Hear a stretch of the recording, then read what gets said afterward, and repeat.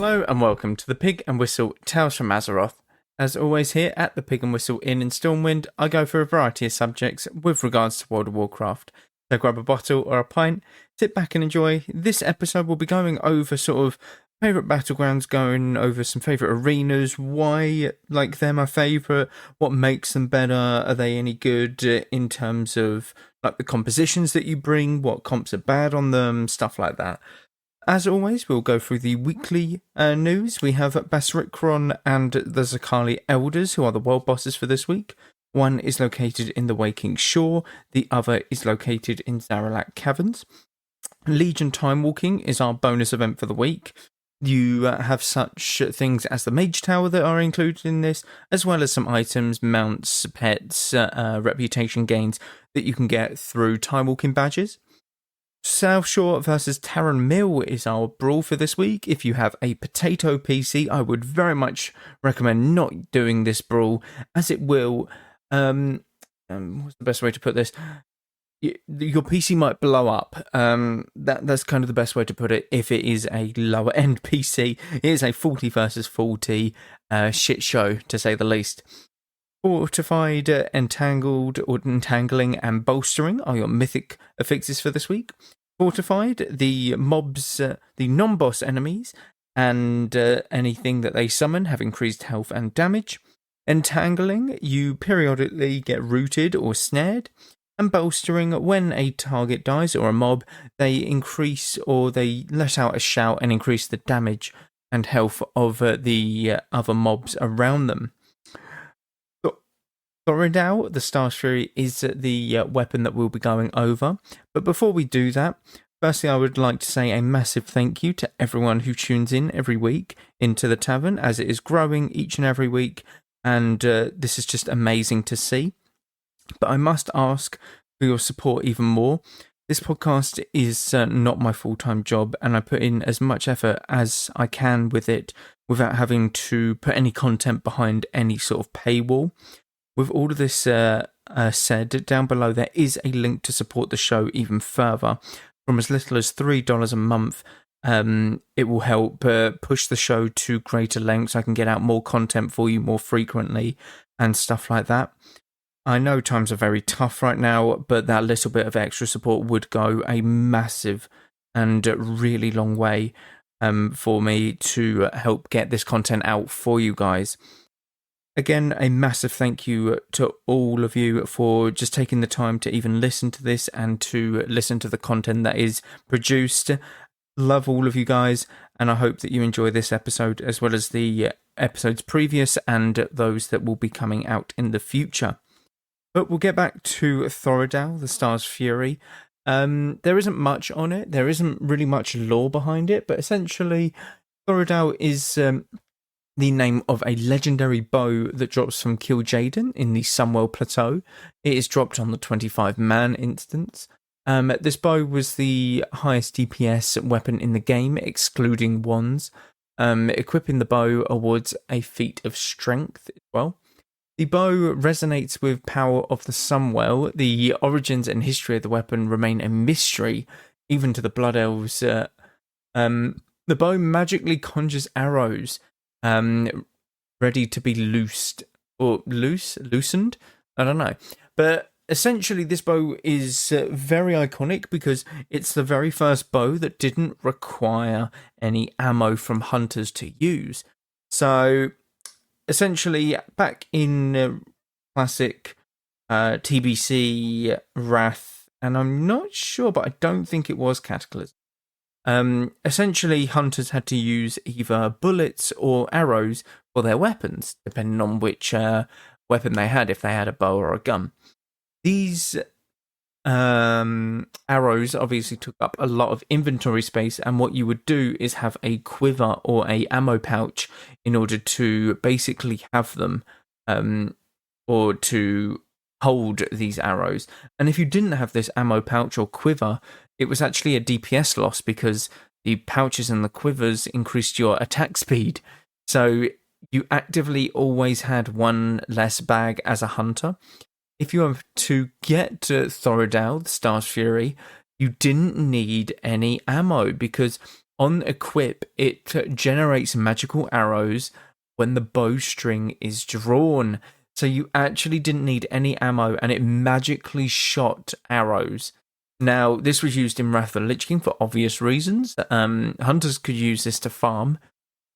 It would make sense for them to do that, but obviously towards the end of Wrath of the Lich King, the damage dropped off quite severely compared to other weapons, so they had to go back. But they have never done this since. And this is currently the highest level hunter weapon, or hunter bow, hunter item, whatever you want to refer to it as, in the game.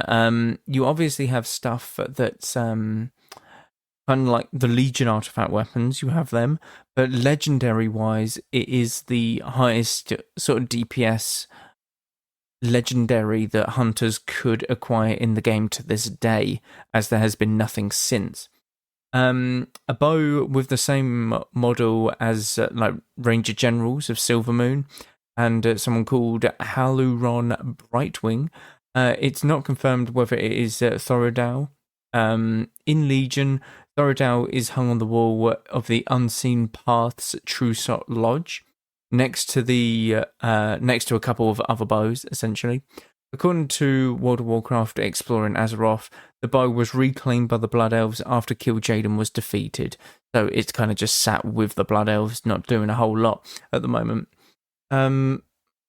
Obviously, the requirement to have ammunition and arrows was actually removed in Cataclysm. I've just confirmed it. And essentially, this was the biggest part of it. No one really knows why the bow is, or the origins of the bow. All that people knew was that it was obviously the best for hunters at the time, and it did give a 15% attack speed effect, and it didn't stack with the arrow quivers or pouches, so you didn't lose any DPS when switching out your ammo bags or quivers, which is really good. It was that might have been an oversight, to be honest, on Blizzard's part, if they forgot to add in that attack speed for the bow, essentially.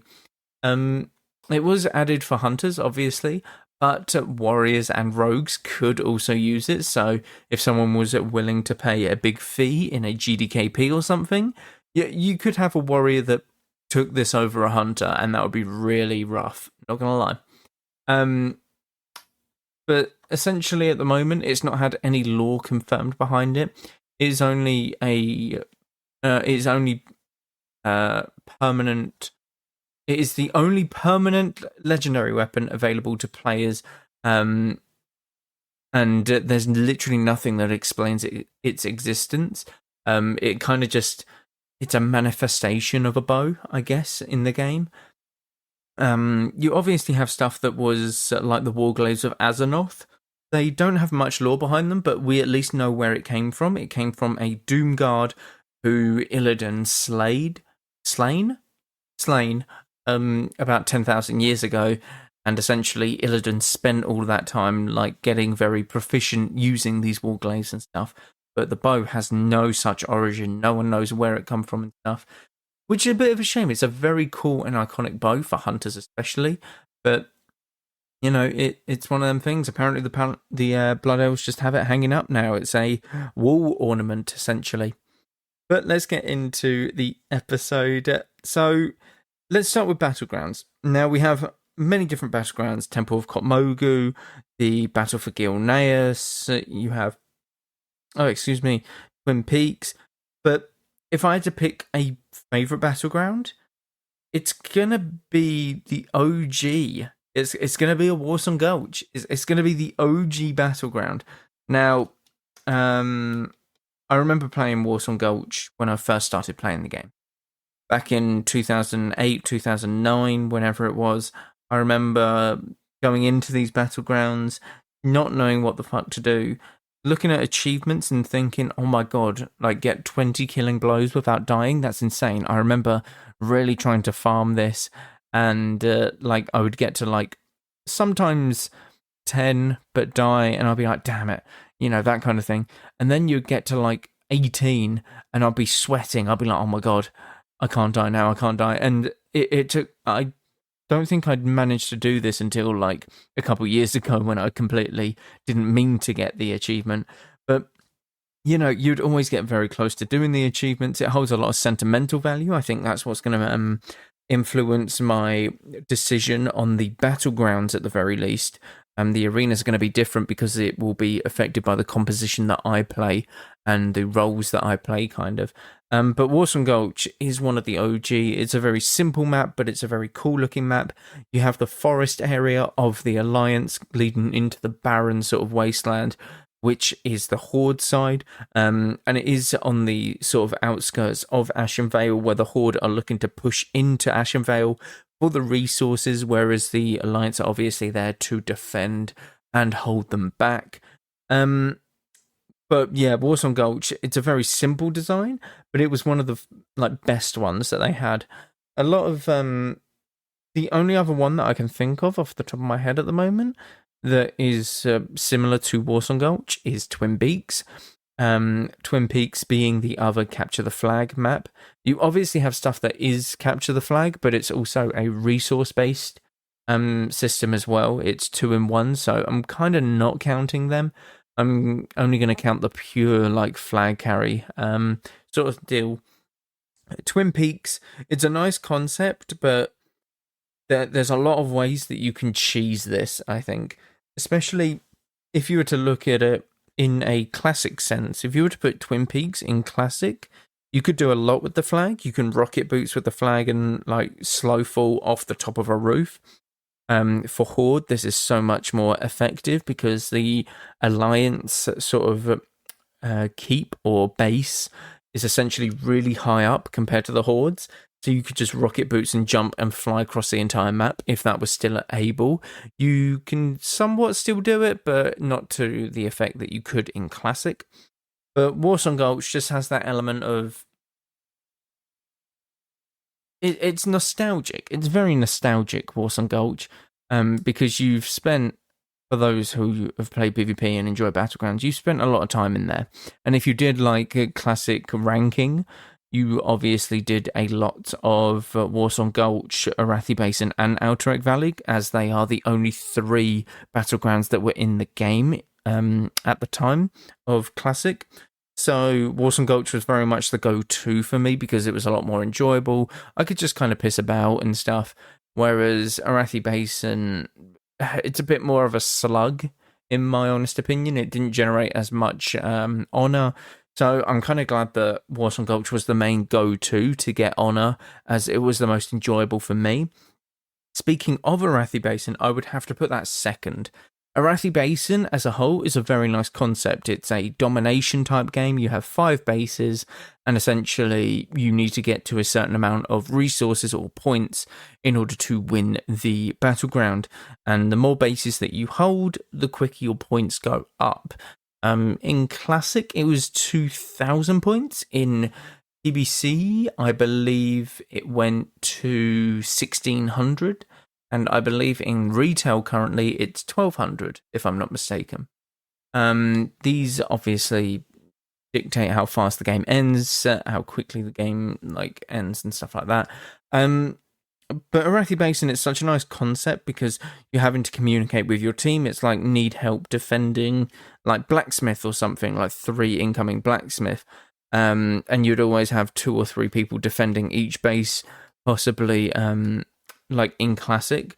Whereas in retail, it's kind of just, I'll go over here. I may as well 1v1 this guy, piss about, have some fun, stuff like that.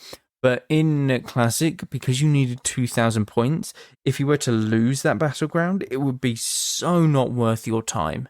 It would be so not worth your time. If you're looking at the most honor per hour, you do not want to lose in Arathi Basin. You really don't. There were times, obviously, when I was ranking in PvP. It was Arathi Basin weekend, and you would do these Arathi Basin, pre-mades. And generally, you'd have a druid guarding your stables, and then you would have a small sort of group go to either mines or lumber mill, and then you would have the bulk of your forces going to blacksmith.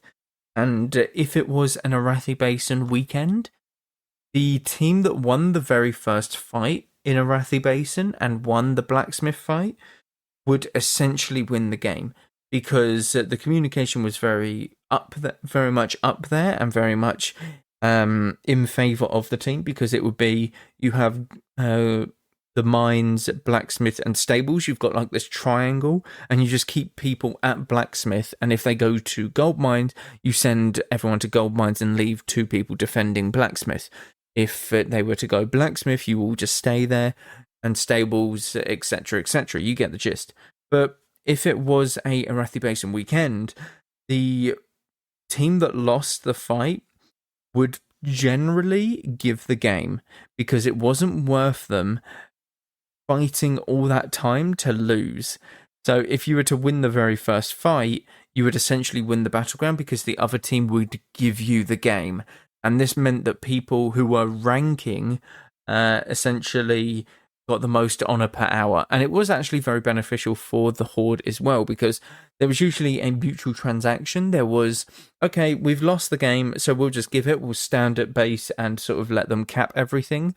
But in return, we'll let them kind of farm kills off of us, because we get the honor for like winning the game essentially, but they get the honor for actually getting the kills. And it's kind of like a transaction. It's kind of like a kind of peace pact almost. It's like, yeah, cheers for not dragging this game out, which was really cool actually. And people in Warsong Gulch did it as well. It was kind of, if you went up against a pre-made in Warsong Gulch, first one to cap the very first flag wins the game. You'd let them cap the other 2, and then the other team who were going to lose the game would just go and farm kills at the graveyard, essentially. It's one of them things.